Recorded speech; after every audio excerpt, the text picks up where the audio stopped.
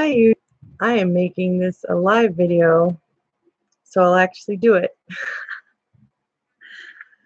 I haven't posted in a long time. Sleeve McQueen, aka Monica. I had VSG on April 21st, 2015.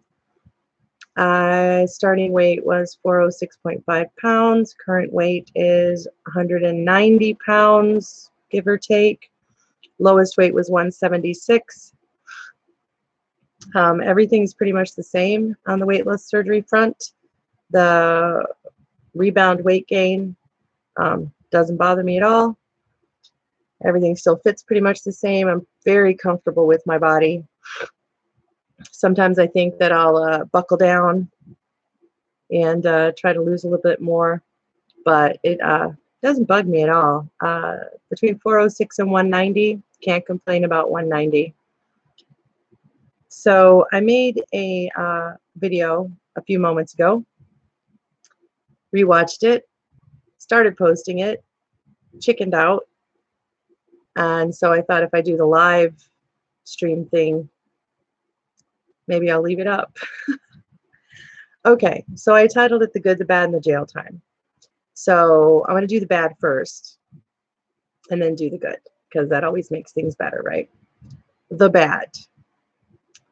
I was arrested for drinking and driving. Yeah, I don't know how else to say that, but I was arrested for drinking and driving. Different states have different laws, different judges have different opinions. My weight loss surgery has affected how my body affects or responds to alcohol. On one day, 2 glasses of wine might not touch me. On another day, they get me a DUI. No excuses. No excuses. I will never get behind the wheel of a vehicle after drinking any level amount of alcohol at all. I was very lucky. I did not have a wreck. I did not hurt anyone. I did not hurt myself. As DUIs go, it was a pretty benign event. I did spend a little bit of time in jail. I am too tender.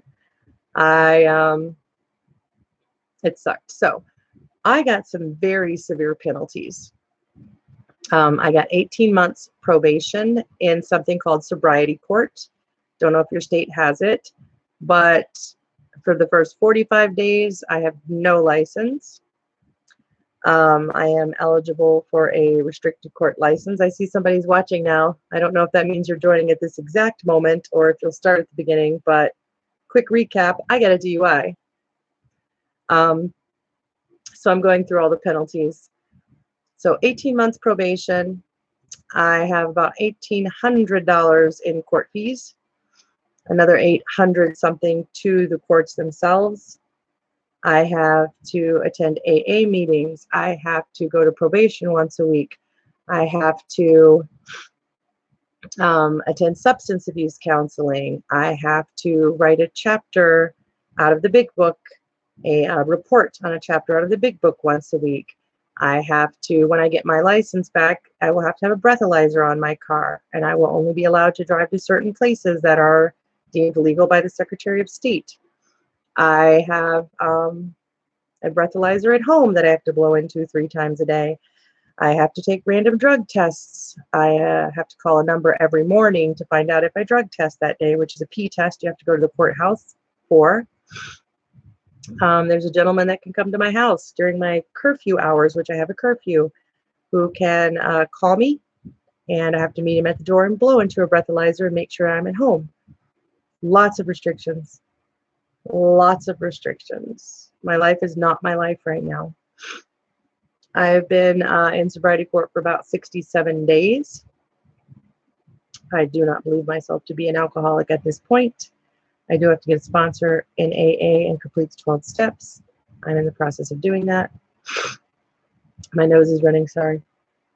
And this has been a huge adjustment. No excuses whatsoever. I did drink and I did get behind the wheel of a car. Do I think the punishment is harsh? Of course. Of course I do, because I'm the one getting the punishment. If it was a punishment for someone else and I saw what they were doing and they got busted, I'd be like, that's what you deserve. But as an individual, it feels very rough, feels very hard. Again, I take it 100%. I did the crime, I do the punishment. End of story.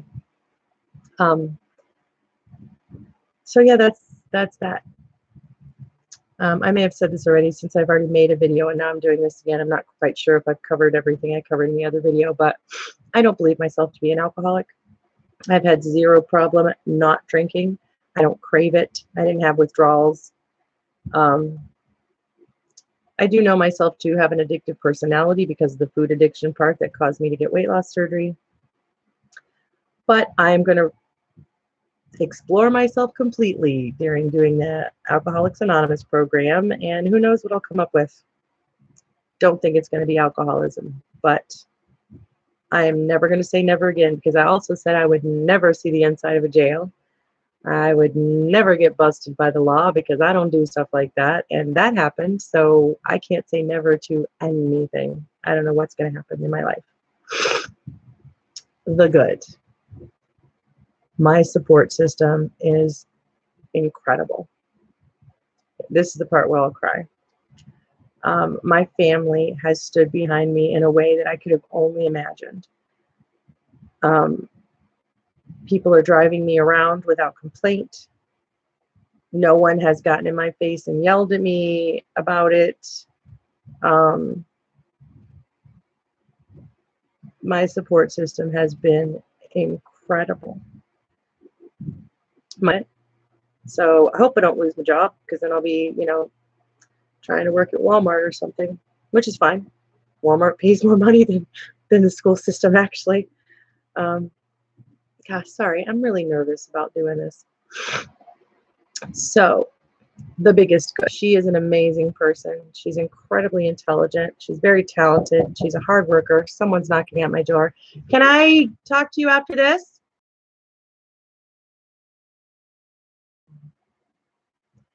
Why they always knock when you're live? Well, I haven't been live before, so I can't say that. It's one of my sons coming home from work. He worked a late shift. It's like after midnight here already.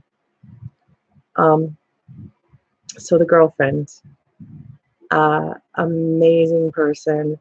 I can't believe I've made it through a year of being in a relationship. That's pretty cool. I see 2 people are watching now. Hi. I hope you start at the beginning, because you've missed the good. Or I'm sorry, you've missed the bad and the jail time. Now we're on to the good, which is my girlfriend of the year, Karen. Yeah, it's crazy good, actually. The biggest support through everything that I've gone through. Has never given me grief about it, outside of, we're very restricted on what we can go and do socially. I'm kind of pinned down, so our social life has suffered a little bit, but she's sticking with me. She is in it for the long haul, and so am I. So we're coming up on 10 minutes now. For the most part, my life is still very good. Lots to be grateful for. Tomorrow morning, I'm going golfing. Can't complain about that. The weather is so much better than it, Michigan, where summer finally gets here. We stay outdoors as much as possible. My golf game is vastly improved. If you follow me on Instagram, you would know that. Instagram is, for me, just a place to post golf pictures, really. If you're sick of golf pictures, I'm sorry. So if you have any questions about anything that I have said, please, you can email me at sleepmcqueen.com. Nope, not sleepmcqueen.com, sleepmcqueen@gmail.com. You can leave me a comment below if you have any questions. If you yourself are going through anything similar and you want advice, don't ask me for legal advice, though. Hiring a lawyer didn't help me very much. Okay. I hadn't posted in about a year. I don't know how long it'll be till I post again. If you want me to make more videos, you could say. I don't know that I have a ton to contribute weight loss surgery wise, because I'm kind of in a very stable position right now with my weight, with my things that I do, what I eat, what I don't eat. It's very similar to what I posted in the past, but I felt it incredibly important to share this aspect because the reason I needed weight loss surgery is because I was a food addict. So addictive personality things happen. Some people gamble more when they can't eat. Some people shop more. Some people drink more. So I know it's relatable, and it's not the end of the world. I got a sick feeling in my stomach right then. It's not the end of the world. I hate it. I hate what's happened. I hate that I put myself in that position, but it's not the end of the world. It will be over, in about a year. So the good thing is I haven't really had a desire to overeat. I haven't binge ate because of this. I haven't really abused my body with food as a way of coping. So I'm not really using that as a coping mechanism. I went through a little bit of that. Don't get me wrong. I did, chocolate seemed much more desirable than it used to be. But in all honesty, everything's very stable that way. So I don't have much else to say. It's been about 12 minutes now. This is live, so I did it that way so I couldn't really take it down. I suppose I could take it down, but now there's 2 people watching, so somebody's seen it. So, all right. Thank you so much for all of the support you've given me in the past. Thank you for listening. And I hope it's helpful in some way to know what my experience has been. Okay. I hope everybody has a great summer and have a great tomorrow. Bye-bye.